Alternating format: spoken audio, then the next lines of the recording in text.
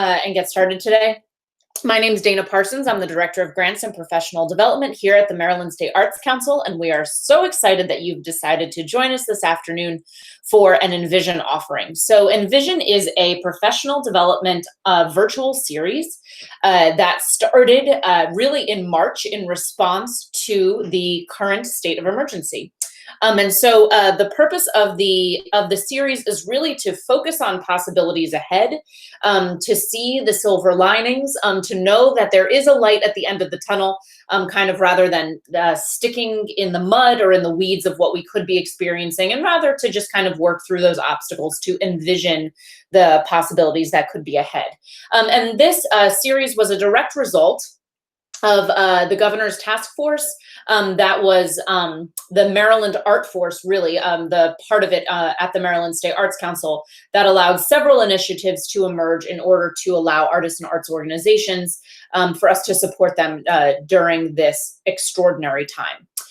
So that being said, we're going to dive into some grounding documents that will allow us to kind of frame today's work from the perspective of the Arts Council before we get into our content today. So our creative conversation today surrounds this idea of using digital platforms to shift from local to national audiences.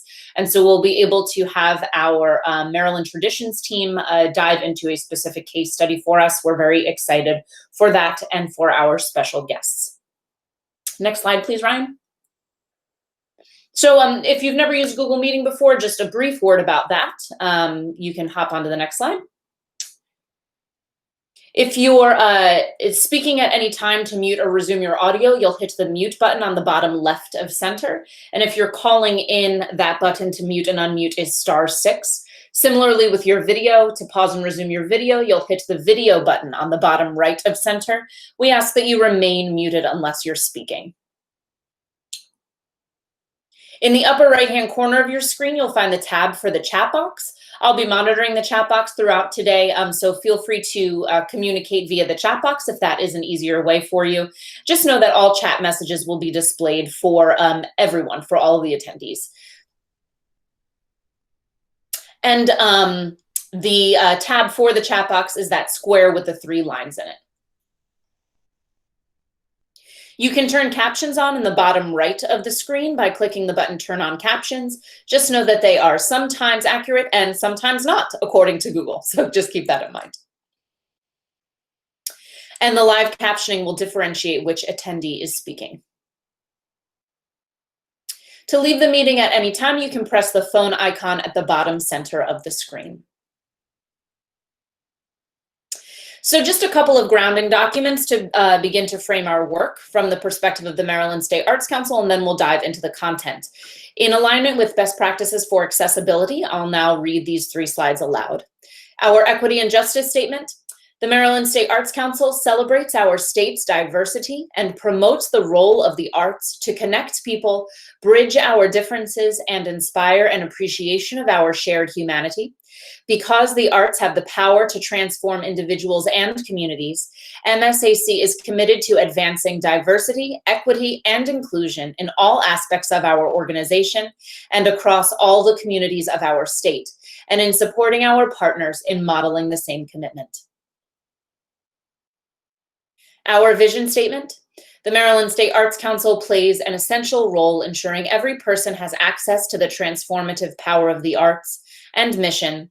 MSAC advances the arts in our state by providing leadership that champions creative expression, diverse programming, equitable access, lifelong learning, and the arts as a celebrated contributor to the quality of life for all the people of Maryland.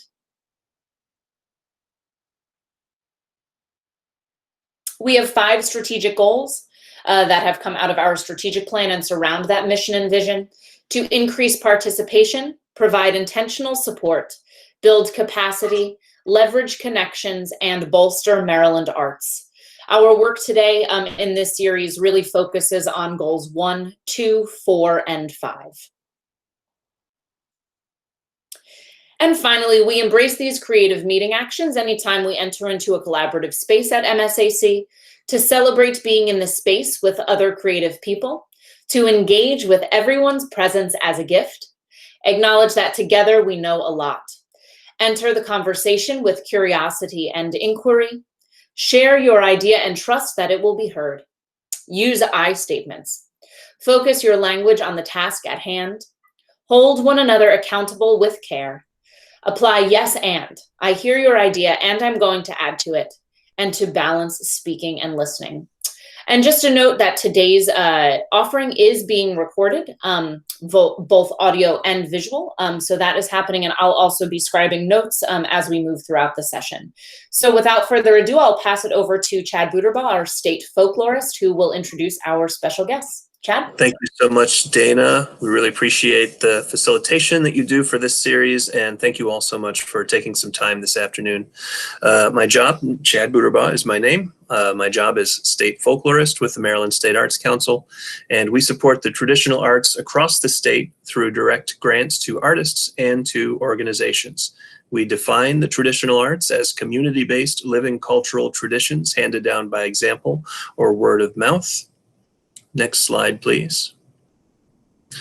And one of our programs is the Maryland Folklife Network, which is a direct grant to 8 regional folklife centers around the state. Those centers are housed within existing organizations, and they support the traditional arts in their regions. We're very pleased today to have representatives of our Carroll County Regional Folklife Center, Common Ground on the Hill, on the call to share their success story about how they used digital platforms this past summer to shift from what had been a local/regional audience to a national and in some cases international audience. So Common Ground on the Hill is a traditional arts education and performance series, and the folks on the phone with us today from that organization are the Director of Promotions, Maria Wong. Hi, Maria. And the founding executive director, Walt Michael. Hello, Walt. So maybe to start, let's just get a little overview of what Traditions Weeks are. Yeah. My volume's a little low. I've checked my computer. I don't know if you all can boost the volume from your end in terms of what I'm receiving. That would be good. If not, I can listen more intently. I think in describing Traditions Weeks, we first have to look at how we exist as a nonprofit. And we are a 501c3 in residence on the campus of McDaniel College. So, and we are just a summer camp that they support by way of paying me to be the artist in residence, which takes the onus of having to earn even more money to pay a staff. So we are a money machine, in a sense, for the college. We're a camp that produces 3 weeks worth of room and board and access fees, commuter fees.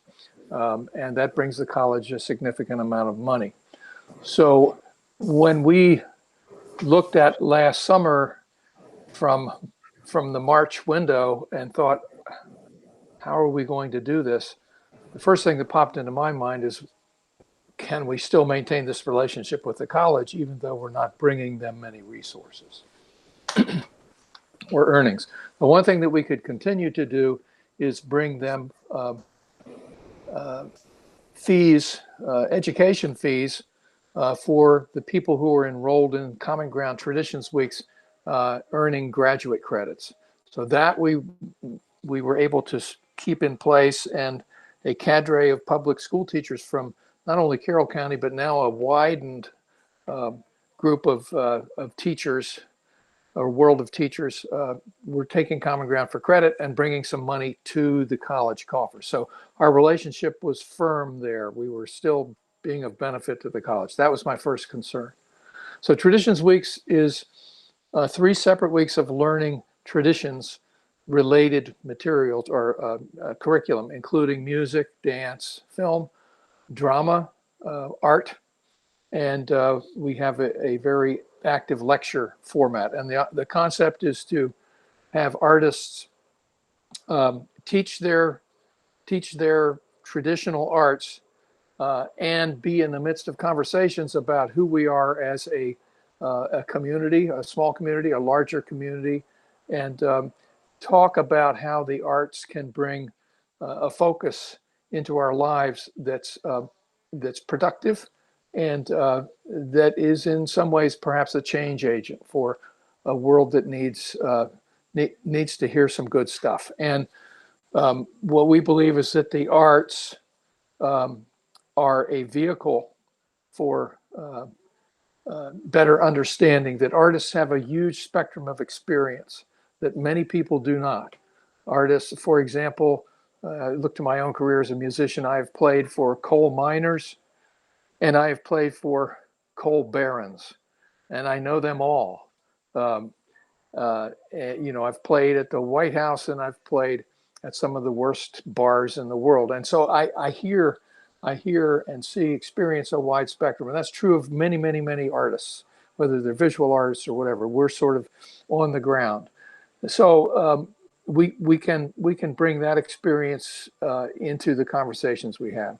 So 3 separate weeks of workshops, including live concerts, lectures, hands-on art workshops, etc. And all of a sudden, we were looking at, okay, we're going to make this work virtually. And thank God and Buddha and everyone else involved in whatever this is we're doing on this planet, that we have a wonderful staff of, it's a small staff, but it consists of Maria Wong, who's here, and Matt Vincent, who is our business person. He says he's a recovering banker. And we have a wonderful board of directors, many of whom are also artists. And all of a sudden, people were putting shoulder to the wheel and trying to figure this out. And we have to go back 7 months and go, oh, you know, now, you know, we're all online, there's Zoom happening. And well, we had to figure that out and have it up and running in 3 months. And we did it. And again, the result of that, or that resulted because of the can-do attitude of staff. So one thing I would say to all of us in terms of putting together a successful virtual program, and you all probably are all doing this by now anyway, but it's to have people who really believe in what you're doing and who are willing to make the sacrifices to make it happen.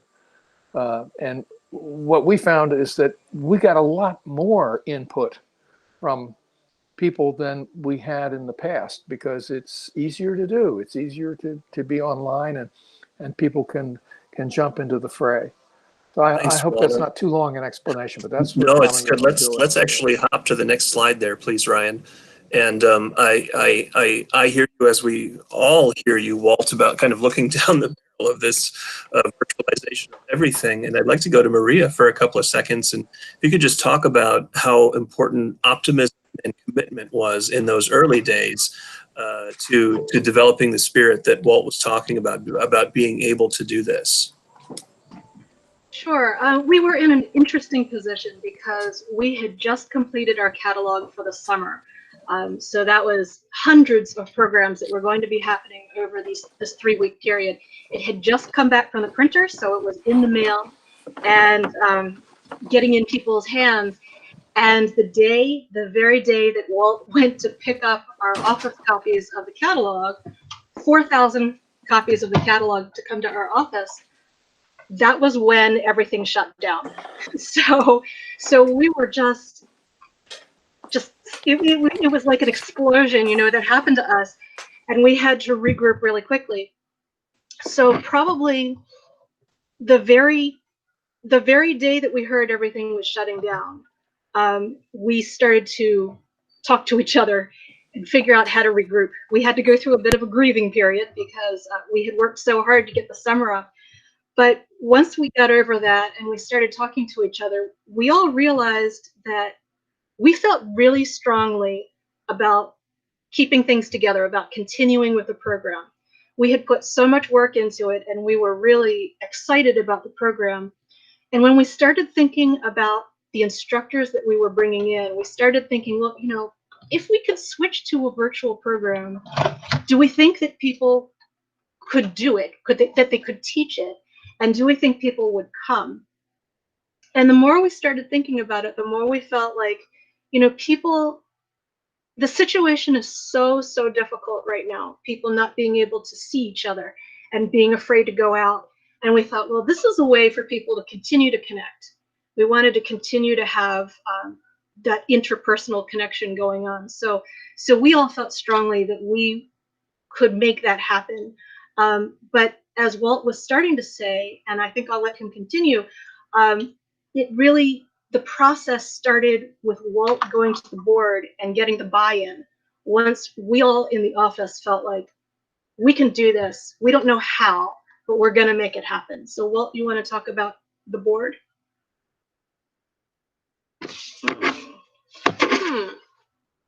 Can anybody else hear Walt?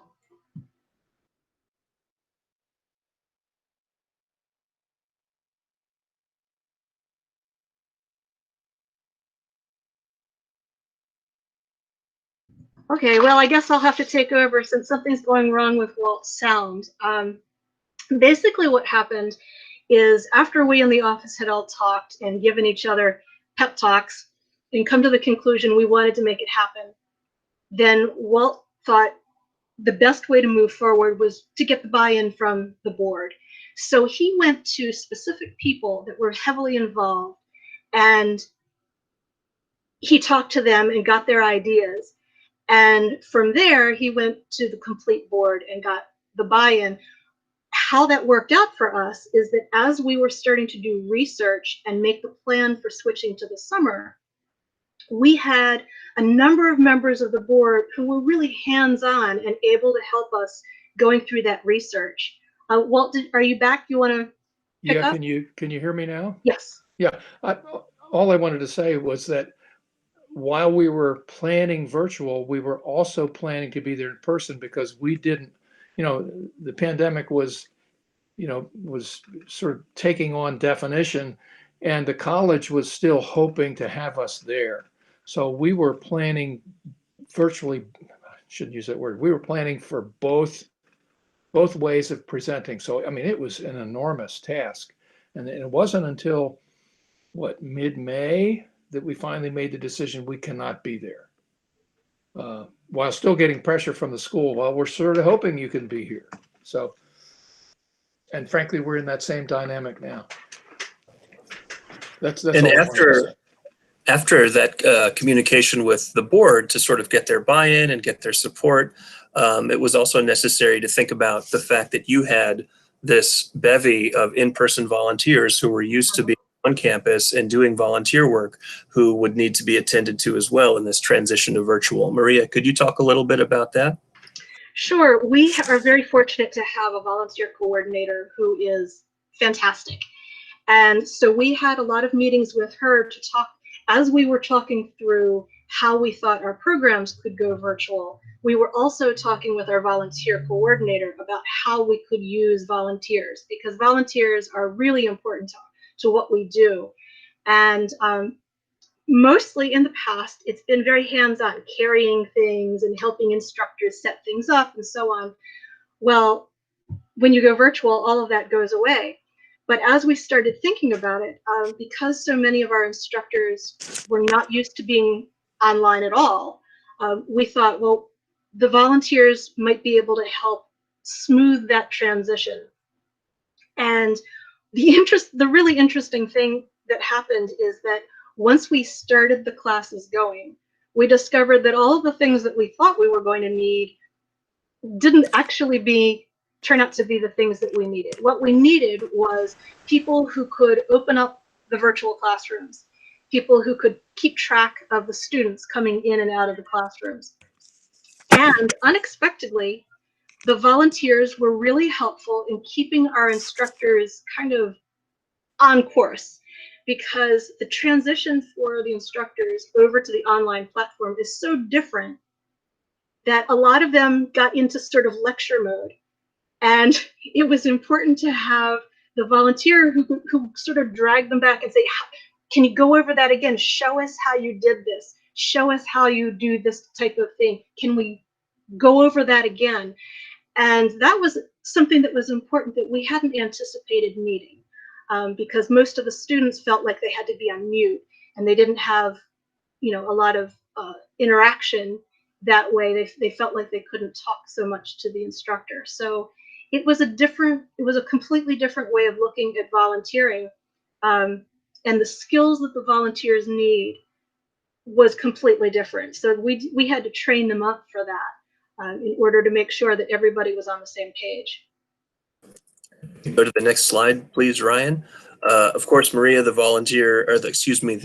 program that you chose was Zoom, and there was some untangling that you had to do because it sort of says it can do one thing, but then what's actually possible you found was very different. Can you talk a little bit about that experience? Sure. When we went to Zoom, it was still pretty early on, and most people were using Zoom for meetings. So for something like this, what Zoom users were not doing was using Zoom to have multiple classes all on one account. And when we got in touch with Zoom, we were looking through all of the materials, and they said, oh, we have the pro account, and you can have up to 100 people on at the same time. And we thought, fabulous, we'll go with that. We had to be able to run in the 20s of classes in each period. So we had to be able to have 20 classrooms open and running. When we tested the system, we were able to test it with 4 people on at a time, and it worked. Fabulous. So we were moving forward. The first day that we started classes, it was like an explosion happened. People were going on and getting kicked off, and we couldn't figure out why. Classes were opening and closing. And it turned out, as we were looking at it, we discovered that only 4 classes could be opened at the same time on a single account. And so we ended up shutting everything down that first day, regrouping, completely reworking how we had Zoom classrooms. We ended up having to buy a whole bunch of different accounts, individual accounts, in order to accommodate the number of classes that we had running at any given time.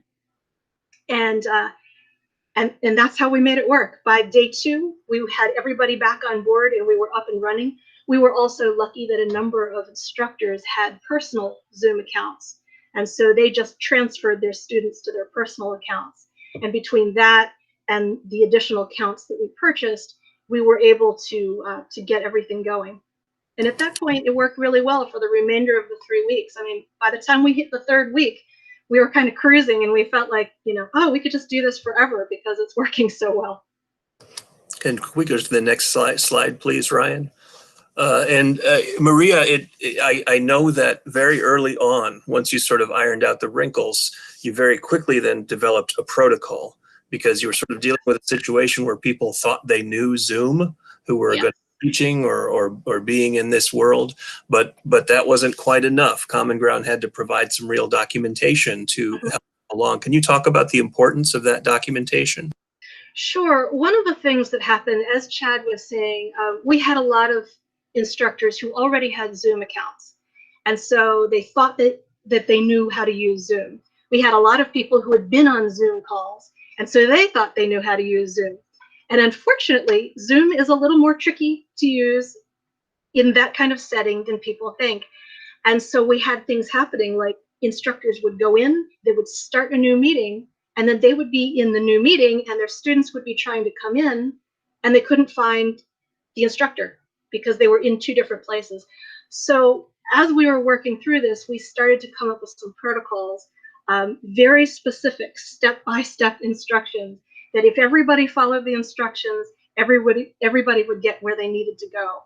And it was difficult because when you think you're used to using a platform like Zoom in one way, and you just always go in and you automatically start up a new meeting every time you want to see people, it's hard to train people out of that. And we ended up having 6 weeks of instructions, tutorials with instructors just to teach them our protocols and try and get them on board. And to be honest, even with 6 weeks of tutorials, we still had instructors who went off and did their own thing and then would come screaming back saying, I can't find my students.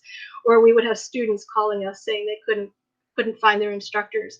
So it's really important, we've discovered, to have everybody on the same page. All of the instructors need to understand why you have the protocols that you do, because Zoom works in several different ways. There's kind of the web version, and then if you have the little app, that actually functions differently. And if you open a meeting there, you can't find it on the web version. So it gets very complicated, and that's what people needed to understand in order to have everybody on board doing the same thing to get into the same classes. One thing I want to make a point of, this slide that we're looking at, this is a basket that was made by one of our students from an online class. So you can see that even having an online class, you tend to think, oh, well, we can only do things that are maybe two-dimensional. But we had people doing all kinds of music, making things like baskets, doing yoga, doing dance, and it was working really well. Thanks, Maria. And if we could go to the next slide, there's actually another example of a material 3D piece that was made during this year's Traditions Weeks. This is a Baltimore painted screen. And one more question for you, Maria, before we shift back to Walt for a moment. You also discovered that there's sort of a baseline of audio visual technology that people need to have access to or be using in order to make this work. Could you tell us a bit about that? Yes. One of the things that we've discovered is that, especially when you're making music and you're using Zoom, you have to have something called original sound turned on. Otherwise, what happens is you start singing or you start playing your instrument, and Zoom just says, I don't recognize this as speech, and it starts to fade it out. And so we would have instances where people were trying to work with students and demonstrate something, and by the time they were done playing, the students couldn't hear them, or they were fading out, or the students were fading out. And so that's the audio portion.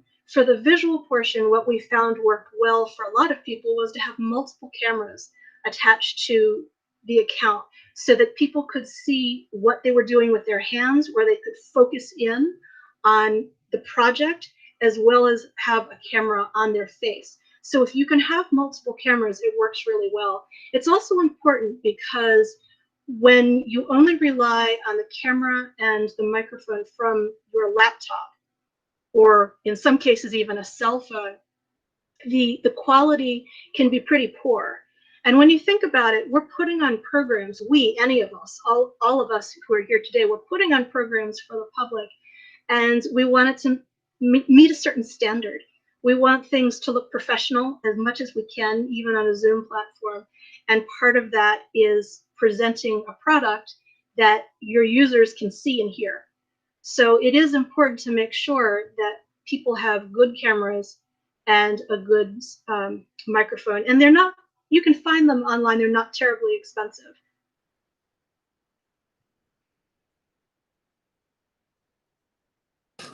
Thanks, Maria. Invite the attendees to, as they're having questions or ideas, to type those into the chat box, and we'll return to those toward the end of the presentation. For now, I'll ask for the next slide, please. And just ask you, Walt, to tell us a little bit about how Common Ground over the years has served as more of a local/regional event. You're drawing folks from primarily the Mid-Atlantic. Would that be fair to say? Yes, that's fair to say. And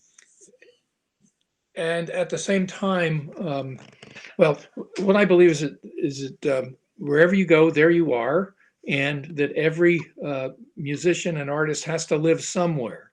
So consequently, we find that if we really look around, there are great artists living in our community, in your community.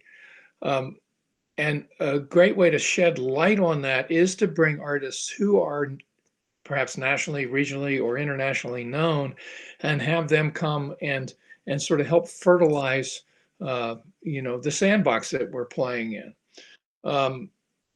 And what we found out in this way was that all of a sudden we were people who had been saying for 25 years, gosh, I really want to come to Common Ground, but it's the same week as my family reunion or whatever.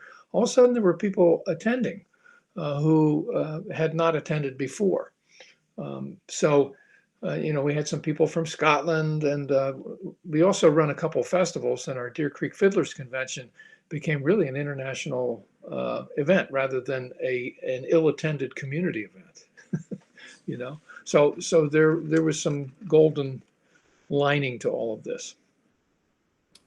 That's great. Thanks, Walt. And I know that an important part of that was encouraging instructors who are coming from other places to promote among their own networks. Either you or Maria, if you'd like to talk a little more about that.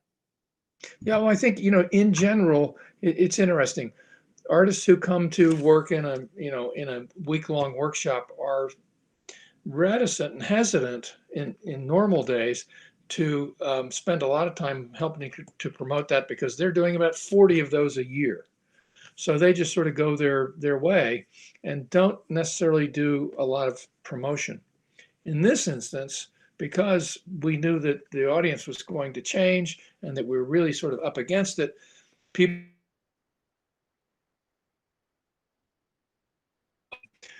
and actually people with them.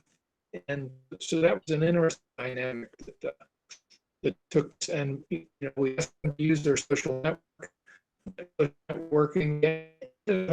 People watching the concerts and then would watch them everywhere at camp, because at camp people say, I don't know, I'm going to the concert, I want to go back to the dorm and have a party with the musicians I want to play music with.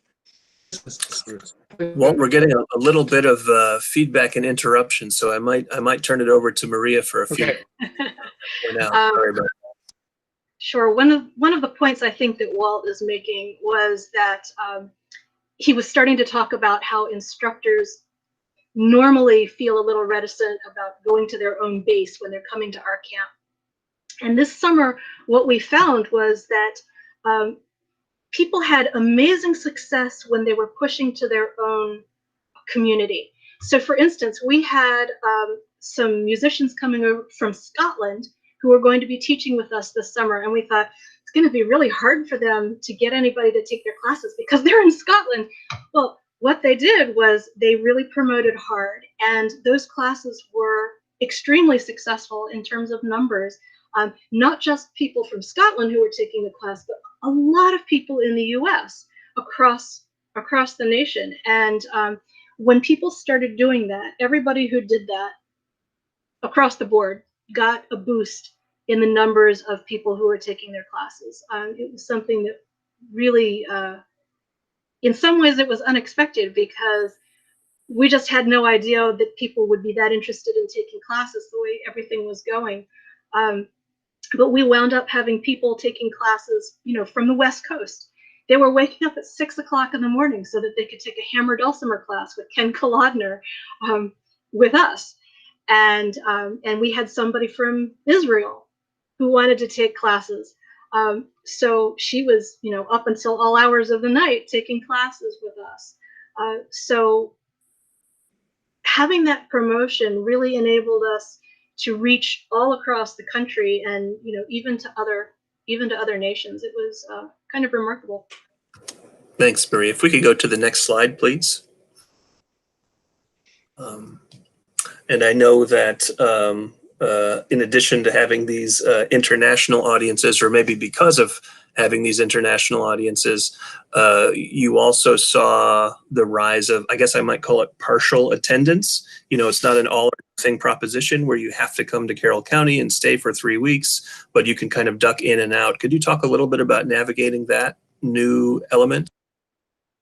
Well, do you want to try it, or do you want me to take it? Go ahead. Okay. Usually, because when we're on campus, if you're going to come in, you're staying on campus, which means you're going to be signing up for an entire day of programming. That's 5 class periods. And what you get with that is evening concerts and lectures and dances and jams. So when you come in the summer to be in person, you are committing to be all in for an entire week. Well, we've had a lot of people who have either specific interests or they can't afford to come for the airfare and the housing and tuition on top of that. So we found there were a number of people from across the country who would come just for one or two classes. Maybe there's a particular instructor that they've been following, and so they might want to take a class with that person.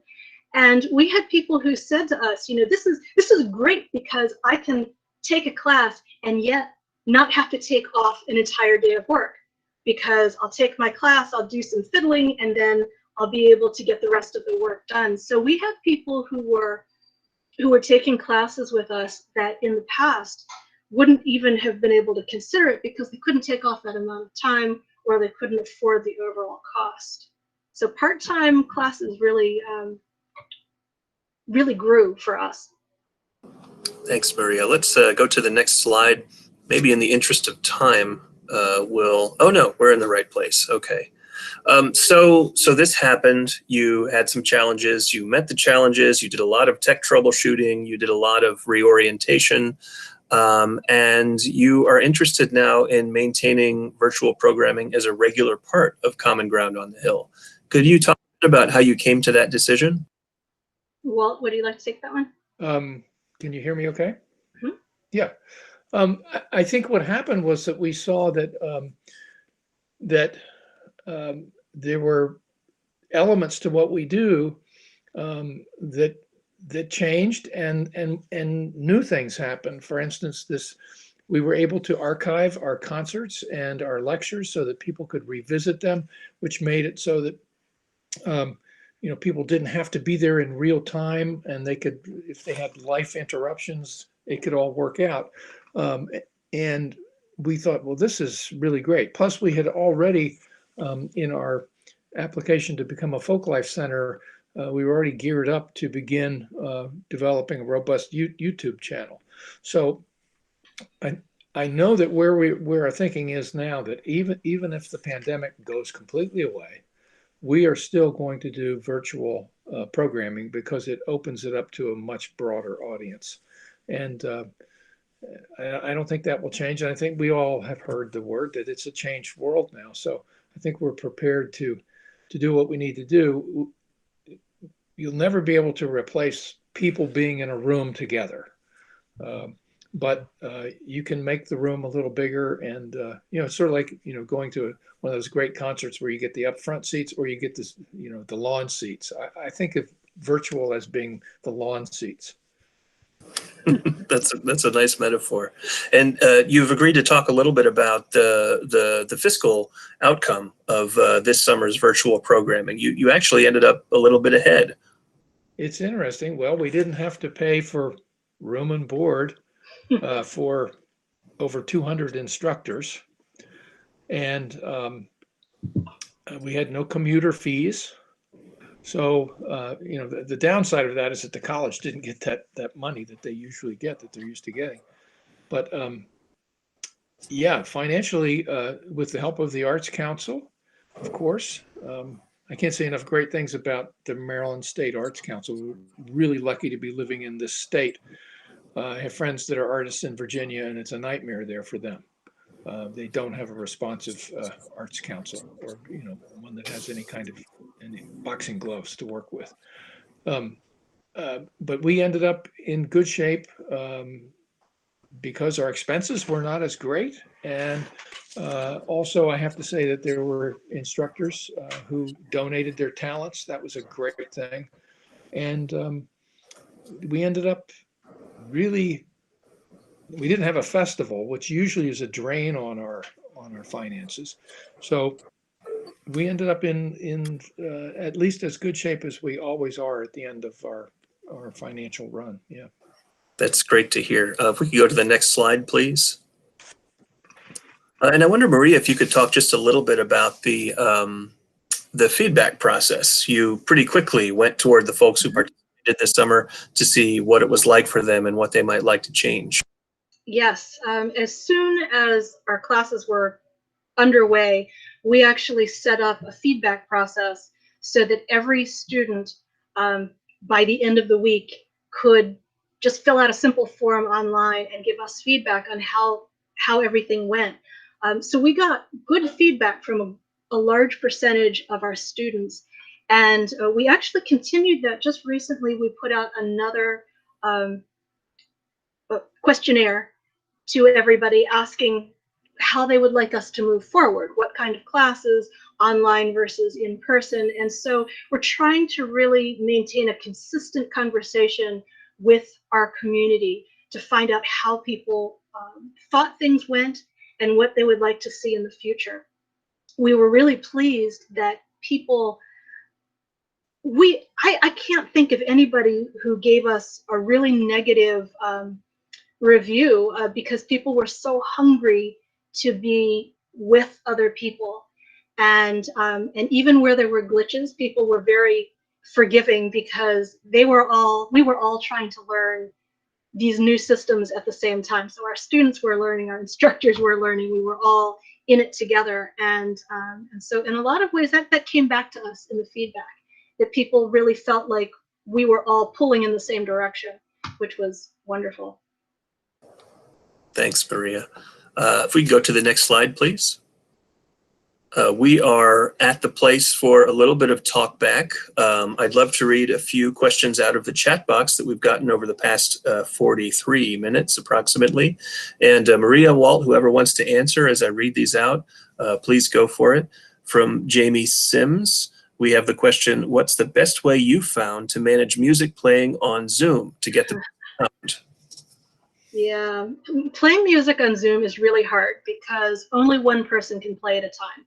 There is absolutely no way, it is physically impossible to play together if you're not in the same room using an online platform.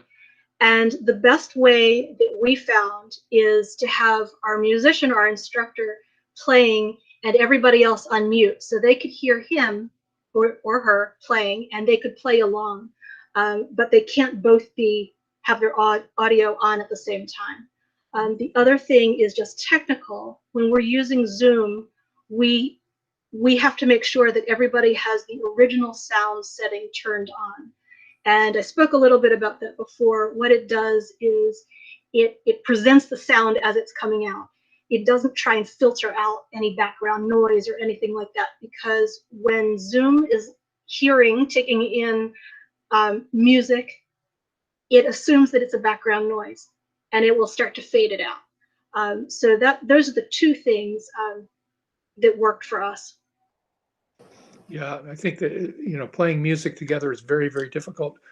What I told our instructors and our students was that this is your chance to play music with your instructor without having to feel embarrassed, because the instructor's not going to hear it, and you can jam with the greatest. And we did get a lot of feedback from students saying it was nice to be in a classroom where you didn't have to feel like you were on display, or there are a lot of learners who are timid. It allows you to be in the classroom sort of on your own, in the way you would like to be there. Thanks to the both of you. From Julie Kurzava, we have the comment and question. Thanks for sharing all your insights. My question has to do with pricing for your events. How did you decide what to charge for your virtual programming as compared to your usual live program? That's a good question. And the fact is that we were driven by the fact that about 40% of our attendees come to us by way of the public schools. And the county school system pays for their continuing education. So we felt that we would need to keep things as they have been. We offered some few discounts. If we didn't have that, I think we'd have to look very strongly at pricing. And there's so much out there now, that by now a lot out there that people can get even for free. So I think that's I don't really have a great answer to that question, and it's a great question. One thing I would add to that is, as we were talking through it, as Walt was saying, we have a lot of people coming in for credit, and there's fees that we can't reduce because of the college. But for our part-time classes, we did end up reducing our rates a bit because those people are not going for credit. And we thought, well, this is a good way to reach people who may not be able to pay for a full slate of classes. And that, I think, in part was a driver for the people who came to us just for a part-time class, just for 1 or 2 or 3 classes. Along the same lines, we have a question from the Washington County Arts Council. How do you keep people from skipping an event, knowing they can eventually get the videotape version for free later? Well, I think our evening events were not priced. There was no charge for them. So, in the past, people who were fully enrolled would get the evening events free. And frankly, we didn't bring that many people in.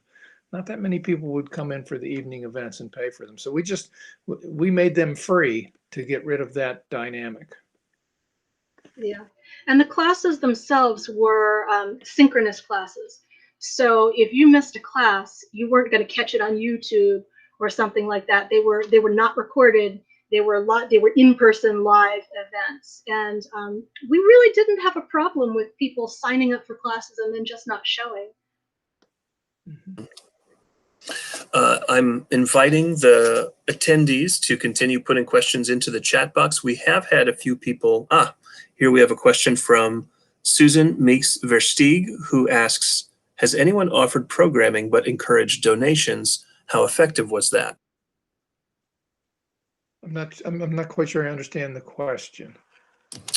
So this would be offering programming. Susan, if you'd like to unmute and elaborate, you're very welcome to do so.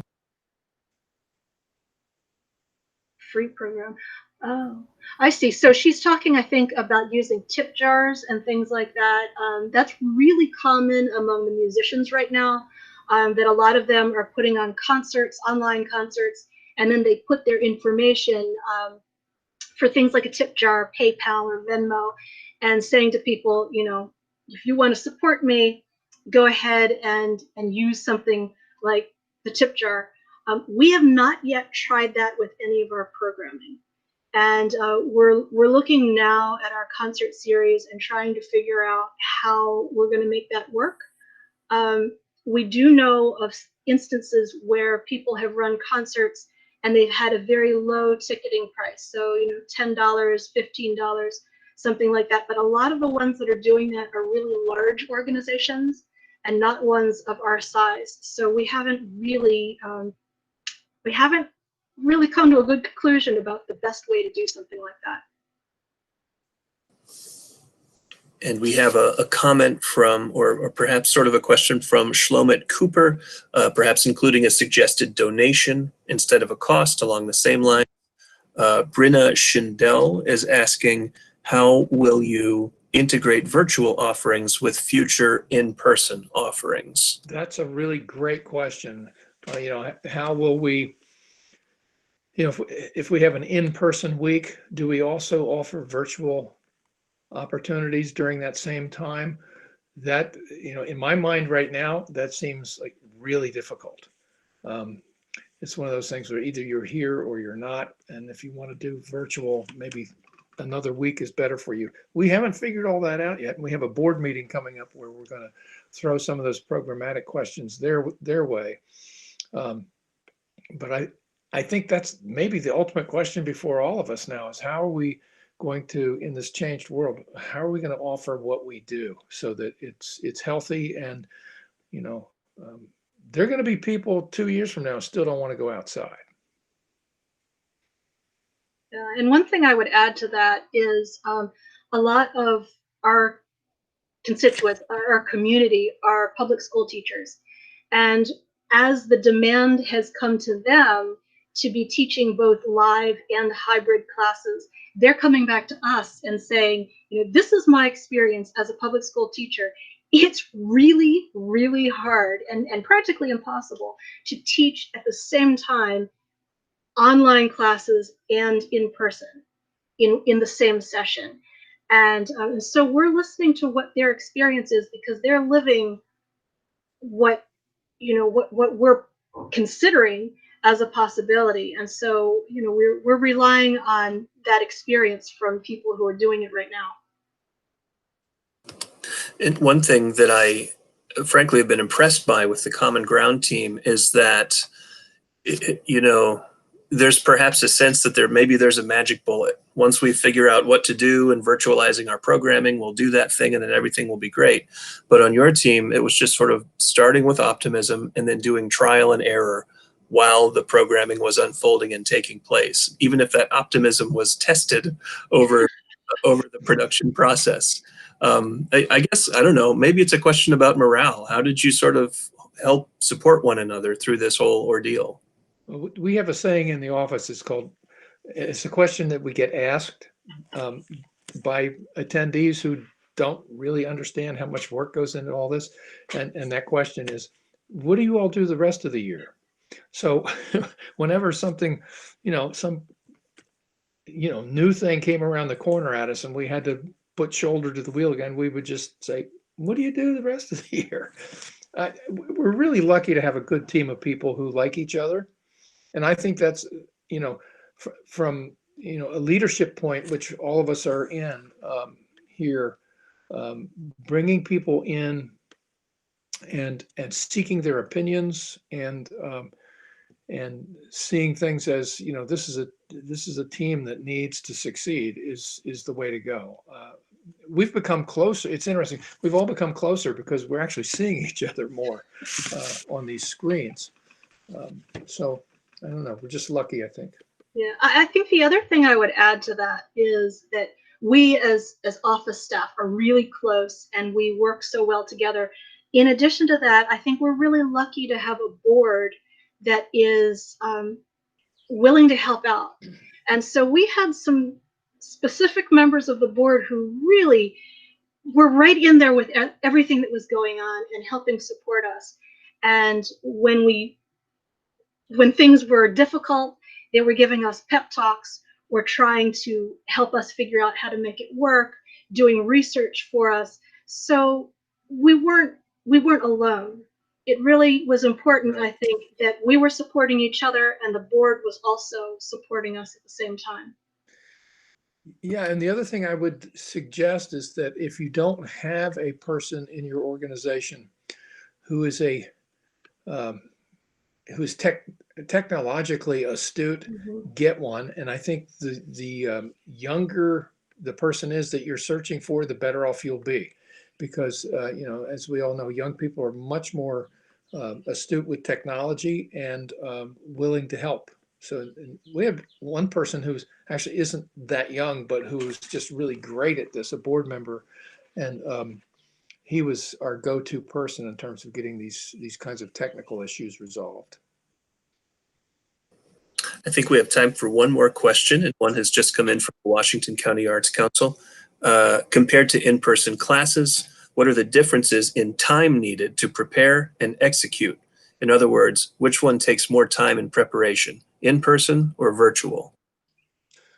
Well, that's a great question. I think it varies from class to class. Yeah. And I know from our point, there were instructors who said, I just can't do this. And we knew that they could, but we had to get them to switch their thinking to, no, you can't teach normally as you normally would, but you can make this happen.